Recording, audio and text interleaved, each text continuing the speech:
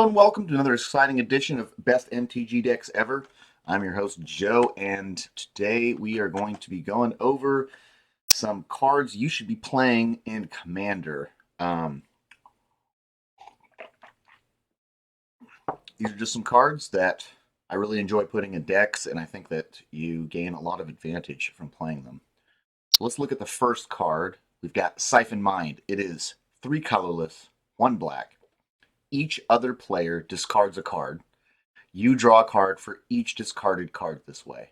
So the thing I love about this, I put this in almost every single deck that I have that has black in it. Because you're paying 4.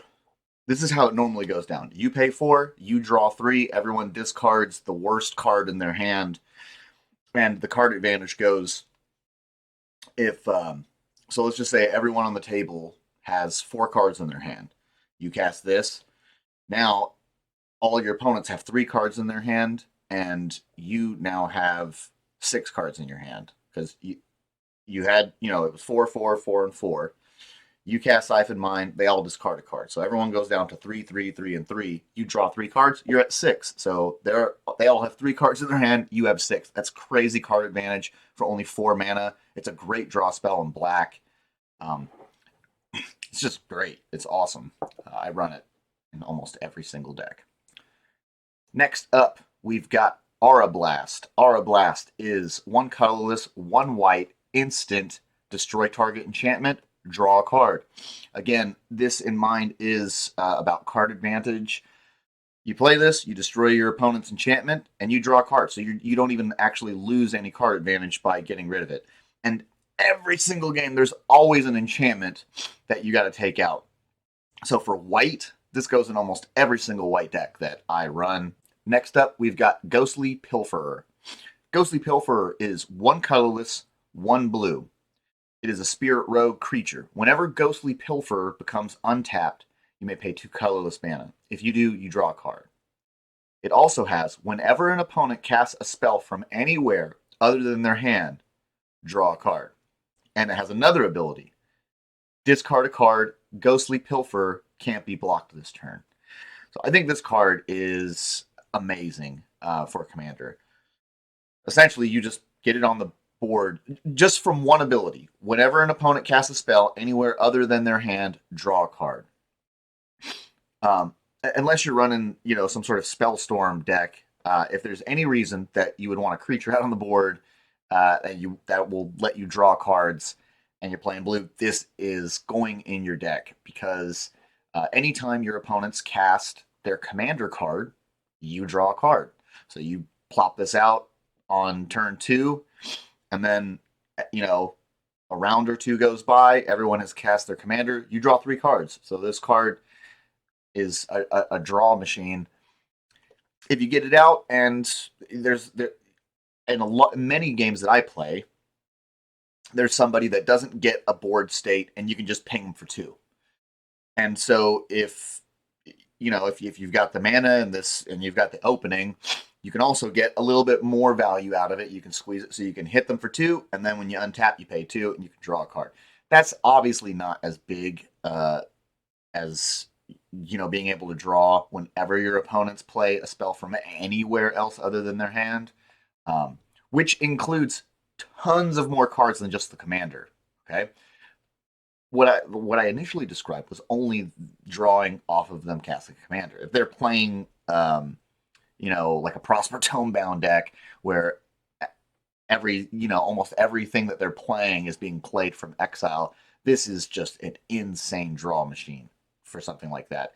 And if you think about it, just think about all of the cards in a Prosper deck. That's just in black and red. There are thousands of cards throughout Magic where you're casting spells from exile, and just having this card in your deck could lead to tremendous value in plays. And then not only that, it is a discard outlet. So if for some reason your deck ever needs to discard anything, you can discard through this card. It's just got so many things that it does. It's just amazing. I can't believe how cheap it is. If you don't have some, just pick them up, keep them around, because Not only do I think this card's going to go up in value, I just think it's very useful in Commander games. Next up, we've got Morbid Opportunist. 2 colorless, 1 black, creature, human, rogue. Whenever 1 or more creatures die, draw a card. This ability triggers only once each turn. So this is another creature. It's going to help us draw cards. We get Morbid Opportunist out on the board, and whenever a creature dies, and not more than once per turn, we can draw a card. The next card I want to talk about is Dismantling Wave. Dismantling Wave is 2 colorless, 1 white, sorcery. For each opponent, destroy up to 1 target artifact or enchantment that player controls.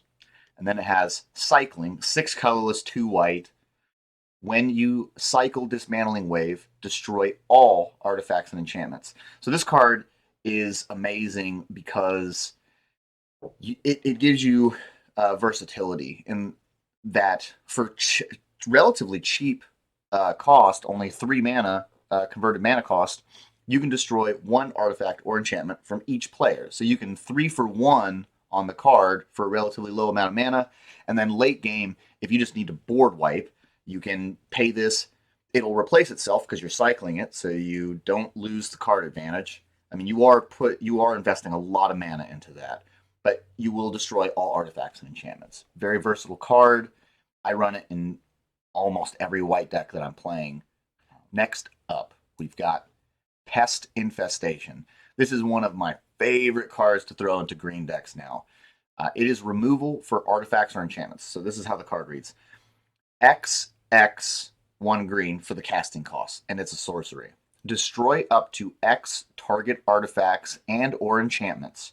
Create twice X 1/1 black and green pest creature tokens with when this creature dies, you gain 1 life. So this all rolled into one is targeted destruction for artifacts and enchantments. It's scalable. So late game you can destroy more. It creates creatures on your board, and the creatures, when they die, gain life. You've got life gain, token creation, creating creatures for sacrifice, possibly, and targeted removal. This card is bonkers. It is so cheap right now. It's only like $3. If you don't have any, pick them up and just have them around because it's just an amazing card to play, and it gives you so much. Next up, we've got Druid of Purification. This is 3 colorless, 1 green, creature, human, druid. When Druid of Purification enters the battlefield, starting with you, each player may choose an artifact or enchantment you don't control. Destroy each permanent chosen this way. So, you cast this Druid of Purification. You get to choose an artifact or enchantment on the board that you wish to destroy that you don't own. And then everyone else gets to choose an artifact or enchantment to destroy that you don't own. Next up, we've got Plunginggeist Catcher. Plunginggeist Catcher is 3 colorless, 1 black, creature, human, rogue. Whenever you sacrifice another creature, exile it. If that creature was a token, put a +1/+1 counter on Plunginggeist Catcher. When Plunginggeist Catcher leaves the battlefield, return each card exiled with it to the battlefield under your control. This card to me is bonkers. I can't believe how cheap it is. So if you don't have any, just pick up a few. It's under $1 right now. If you're running Sacrifice, essentially what you can do with this, so say you've got an Ashnod's Altar out and you've got 4 creatures and Plunginggeist Catcher. You can Ashnod's Altar all 4 creatures, get your 8 colorless mana. All right. They all sacrifice. They go into exile. If any of them were tokens, you can put +1/+1 counters on Plunginggeist Catcher. Doesn't really matter. Maybe you can use that synergy with something else. But the big thing is when Plunginggeist Catcher leaves the battlefield, you return each card exiled with it to the battlefield under your control. So the first time that you sacrifice everything with Ashnod's Altar, think about all the death triggers and stuff. You could have a Blood Artist out on there, and it's pinging people and stuff, and you sacrifice in the right order and everything, and it's all done. Then after all that's done, you sacrifice Plunginggeist Catcher, and then all 4 of those creatures come back out onto the board. And you can have them enter in any order that you want, so you can optimize for any ETB triggers. And I mean, it's just bonkers how much value. And if you wanted to sacrifice all 4 again, you could sacrifice all 4 again, get another 8 colorless mana, get all those death triggers. Then now you've got 16 colorless mana in your mana pool for doing all sorts of shenanigans. Yeah, this card is crazy. I'm running it in a few decks. I'm running it in a Marin and an Eloise deck. This will put in work. Up next, we've got Cauldron of Souls. Cauldron of Souls is an artifact, 5 colorless. Tap to activate this ability. Choose any number of target creatures. Each of those creatures gains persist until end of turn.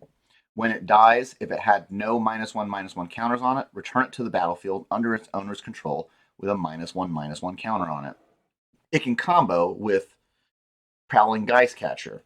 So if you've got Cauldron of Souls on the board in the same scenario that we were describing earlier, you could tap Cauldron of Souls, choose your 4 creatures, sack them all. They'll gain persist, so they'll come back out onto the board with -1/-1 counters. You could sack them all again. Then they'll go into exile with Plunginggeist Catcher. You could have also put persist on Plunginggeist Catcher, but just not sacrifice it at that point. Then you sacrifice Plunginggeist Catcher. Okay, so we've sacked the creatures twice. We've got 16 colorless mana. Then we sack Plunginggeist Catcher. We're at 18 colorless mana. And then Plunginggeist Catcher will come back with persist. But then all of those other creatures all 4 will come back. We could sack them all again. I mean, it just gets kind of disgusting what you could do. I don't think it goes infinite, but it's just a lot of value out of it. And I really think Cauldron of Souls is a cool card. I hope you guys enjoyed the content in this video, and I hope that you find decks to put these cards in. If you play these cards, please tell me how they worked out for you, if they worked well or if they didn't work at all. I have them in many decks, and they have been putting in work for me. I love them, and I suggest that you guys give them a try. Thank you for watching the video, and I'll talk to you guys later. Have a good day. Bye.